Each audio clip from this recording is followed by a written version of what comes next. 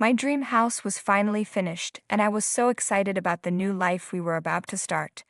As I looked around our new home, I imagined all the wonderful things that were ahead of us. There were so many changes I wanted to make, and I was eager to begin. Just then, my in-laws showed up unexpectedly. "You're such an unreasonable daughter-in-law," they said. "We're going to live here from now on, so you need to move your parents somewhere else." I was shocked and confused. I asked my husband what was going on, but he just sighed and said, "That's how it is. I'll tell your parents." Before I could say anything else, my in-laws walked into the house. I took a deep breath and calmly said, "Do you understand whose house this is?" "Let me introduce myself. My name is Donna. I'm 35 years old, and I work for a company. I've been married to James for 5 years, and we have a 4-year-old son named Adam. Adam acts very mature for his age because he's been raised around adults. Raising a child can be tough, but spending time with my son makes me happy. However, I do have one worry. My elderly parents are struggling with leg and back pain. After thinking about it a lot, I talked to my husband about the possibility of having my parents live with us. "That's a serious concern," he said. "It would be a good way to repay them for everything they've done for you. If it makes you feel better, Donna, I don't see any problem with it." "Really? That's great. Thank you, James," I replied. I was so grateful to have such a caring husband who agreed right away. So I started planning for my parents to live with us. But it wasn't easy. My parents' house is far from the city, which would make commuting to work difficult. We couldn't use a car to commute, so living there wasn't a good option. At the time, we were living in a small rental apartment that was only big enough for the 3 of us. It wasn't practical to have my parents move in with us there. After thinking it over, I came up with an idea. "James, I've been thinking. How about we build a new, bigger house? Maybe now is the time to take a bold step." James agreed right away. "That's a great idea. Let's build a comfortable house and live there together." With his approval, we started planning for the new house. First, we talked to my parents. They were hesitant at first, saying they didn't want to be a burden. But I explained that as Adam grows, our current home would eventually be too small, so it made sense to build a new house now. Once they understood, they finally agreed, and I felt relieved. After that, my husband and I were busy visiting real estate agents. We wanted a house near a hospital for my parents and close to a train station for work. We also needed a barrier-free environment because of my parents' mobility issues. My husband and I worked together to find the perfect location and design for our new home. Finally, all the preparations were done, and we placed the order with the contractors. It took a lot of effort and time, but we were proud of what we had accomplished. Now, we just had to wait for the house to be completed. Thinking about our new home made me excited and motivated me at work. During those exciting days, my in-laws heard about our plans and often contacted us. One day, my mother-in-law called and said, "I heard from James that you're building a new house. Is that true?" "Yes, that's right," I replied. "It's scheduled to be finished by the end of the year." "That's exciting. James has grown up so well, and we're so happy. We'd love to hear more about the new house. If you have time, please visit us." We had been so busy that we hadn't visited my husband's parents in a while, so we decided to go see them that weekend. When we arrived, they welcomed us warmly. Building a house is hard work, but it's also a lot of fun. Having your own home is a dream come true. "Congratulations," my father-in-law said, as happy as if it were his own achievement. I was touched and smiled. "Thank you. It was tough, but we're really excited about it. I can't wait for it to be finished, though I'm a bit worried about possible mistakes. Still, I'm thrilled about our new house." We were always excited and talked happily about it. Suddenly, my mother-in-law clapped her hands and asked, "By the way, what's the layout like?" I showed her the floor plan on my smartphone. "Oh, it's quite a big house, isn't it?" My in-laws commented, "Isn't it too many rooms for just the 2 of you?" "We're planning to live with Donna's parents, and we also wanted extra space in case we have another child in the future," my husband explained. Surprised, my in-laws asked, "You're going to live with Donna's parents?" "Yes, that's right," my husband replied. "Donna's parents have been getting weaker, so we decided to live together. That's why we're building a new house." I noticed a change in my in-laws' attitude as James explained. Later, I realized this topic might not be very appealing to them, so I tried to steer the conversation in another direction. By the way, how have you both been feeling lately? Any changes? No, not really, they replied. Everything's about the same as the last time we met. But soon enough, the conversation returned to the new house. I want to know more about it, my mother-in-law asked. Which room will Donna's parents use? We're thinking about this area here, James answered, unaware of the tension. However, when we talked about living with my parents, my in-laws seemed unhappy. It felt like they weren't pleased with us prioritizing my parents. Although I felt a bit unsure, I knew that the main reason for building the house was to care for my parents. I hoped my in-laws would understand that eventually, but it was clear they weren't too happy. As time passed, the house slowly neared completion. Every time I visited the construction site, I eagerly looked forward to the day it would be done, while also paying close attention to the details. My parents visited the site several times too, and I could see how happy they were. It made me realize how rewarding it was to do something for my family. However, there was one thing that bothered me. Recently, James had been spending a lot of time with his parents, visiting them every weekend. James, are you going to your parents' house this weekend too? I asked. Yes, I am, he replied. You've been visiting more often recently, I noted. I'm trying to be a good son like you, Donna. Now that our new house preparations have settled down, I should visit them during the holidays. That's nice, you're very kind, James. Maybe I should come along with you, I offered. I was concerned that my in-laws might feel neglected, and I worried about their health. I thought I could help, instead of leaving everything to my husband, but he shook his head. I'm enough by myself, he said, and went to his parents' house alone. I told him that if he needed any help, I would join him, and I believed he would call me someday. Finally, our new house was completed, and moving day arrived. We packed our things into the car and headed to our new home. The new house was even more beautiful and grand than I had imagined.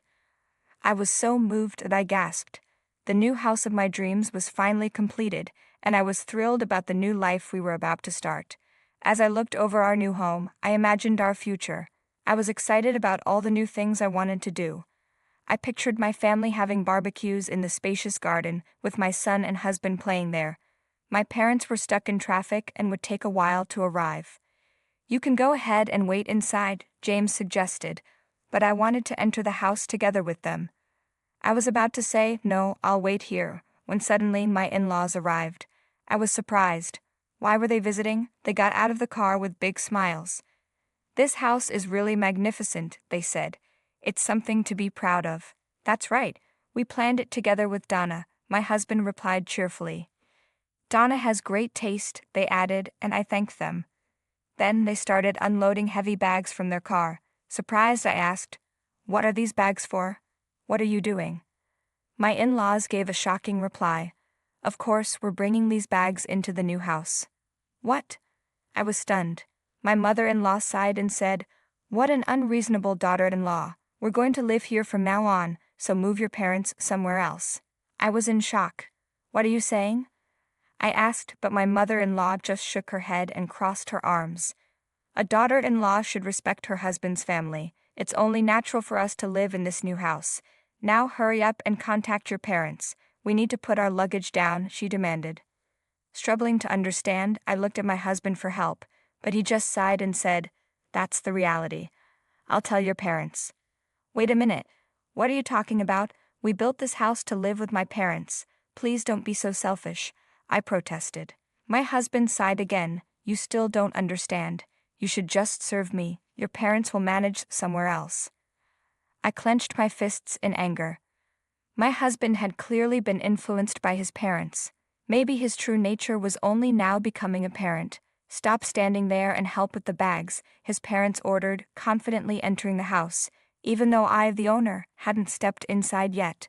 Their behavior infuriated me. "This place is wonderful. The decorations are beautiful and luxurious," my in-laws said as they inspected every corner of the house with joy. My anger reached its peak. I coldly asked, "Do you understand whose house this is?" In a good mood, my in-laws turned to face me. "Whose house? It's James's house, of course. You think it's shared property between husband and wife? How audacious of you to claim this house for yourself when you're being taken care of by James." Both my father-in-law and mother-in-law criticized me harshly, not giving me a chance to speak. It became clear that they didn't know about our financial situation. It seemed James hadn't explained anything to them. It's unnatural for a house built by James to be shared with his wife. Such a presumptuous daughter-in-law is rare. I pity James for having a wife and in-laws like this. They continued to criticize me based on their misunderstanding. Finally, I reached my limit. I stared at my husband and his parents. I understand your point, but if you all really intend to live here, then James will need to reimburse me for my investment in this house. At that, my in-laws tilted their heads in confusion.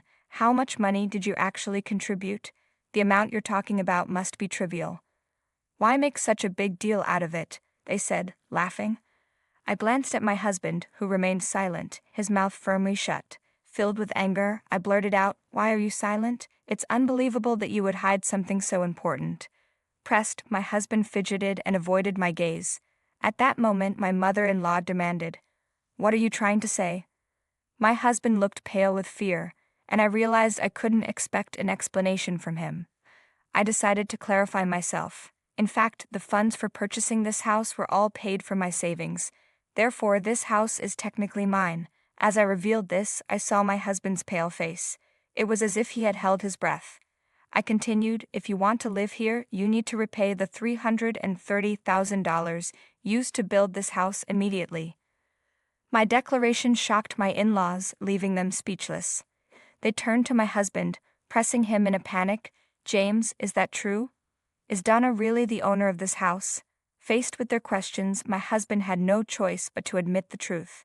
Actually, Donna purchased this house. She is very capable and already holds a managerial position. Her salary is significantly higher than mine. "But James, you've been working at your current job for a long time, right? You graduated from a prestigious university. You should be earning a high salary," my in-laws insisted. My husband, having a high sense of pride, must have been spinning the story to suit himself. However, even he couldn't hide his disturbance under the relentless questioning from his parents. "Actually, I recently made a big mistake. I almost got fired, and my salary dropped to the level of a new graduate," he finally confessed. Shocked by this revelation, his parents were left speechless. My mother-in-law murmured softly, "I can't believe James would end up like this." My in-laws quickly ran over to me, their previous rude behavior seeming like a lie, and apologized profusely. "Donna, we are truly sorry for what we said earlier," they pleaded. "Please forgive us. Could you possibly allow us to stay here?" "What?" I looked at them sternly as they both pleaded at once. Seeing this, my husband also became desperate and pleaded, "Please, it was wrong of me not to explain. Can you forgive us and allow us to live here?" Responding with a calm voice, I said, "No matter what you say now, I cannot forgive you. This house was purchased to live with my parents. If that cannot be fulfilled, there was no point in buying it. If you insist on staying here, you must immediately pay $330,000. "How can we possibly come up with such a huge sum?" my in-laws responded.